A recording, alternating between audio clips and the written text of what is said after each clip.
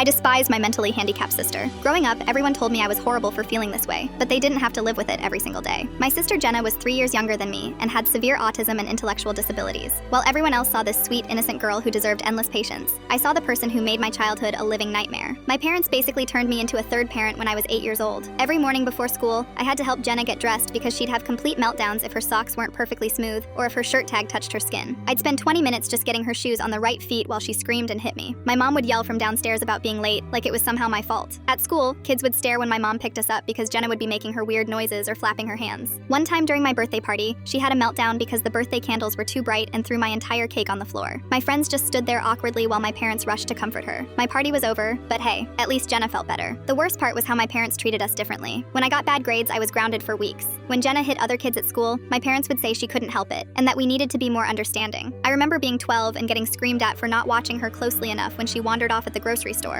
Apparently, keeping my sister safe was more important than me actually having a childhood. Family vacations were torture. We couldn't go anywhere that might overstimulate Jenna, which meant no theme parks, no movies, no restaurants that weren't completely quiet. We'd end up at the same boring lake house every summer, while I watched other families do normal fun things. When I complained, my dad would give me the speech about how lucky I was to be normal and how I needed to appreciate what I had. The breaking point came when I was 16. I'd been accepted to a summer program at a college 3 hours away, something I'd worked my butt off for all year. 2 weeks before I was supposed to leave, my parents told me I couldn't go because they needed me to help with Jenna during her transition to a new day program. I lost it. I screamed that I was tired of my entire life revolving around her problems and that I wanted to live my own life for once. My mom started crying and said I was being selfish, that Jenna didn't choose to be this way. My dad told me I was being cruel and that family comes first, but I was done. I told them I was going to that program whether they liked it or not, and if they tried to stop me, I'd go live with my aunt in California. I went to the program. Those 6 weeks were the first time in my life I felt like a normal teenager. I made friends who didn't know about Jenna, participated in activities without worrying about meltdowns, and actually enjoyed myself. When I came back, the house felt suffocating. My parents were cold to me for months, acting like I'd abandoned the family. Senior year, I applied to colleges as far away as possible. When I got into a school in Oregon, my parents barely reacted. They were too busy planning Jenna's transition to adult services. At graduation, while other families celebrated, mine was dealing with Jenna having a breakdown because the gym was too loud. Even my biggest accomplishment got overshadowed. College was freedom. I studied abroad, joined clubs,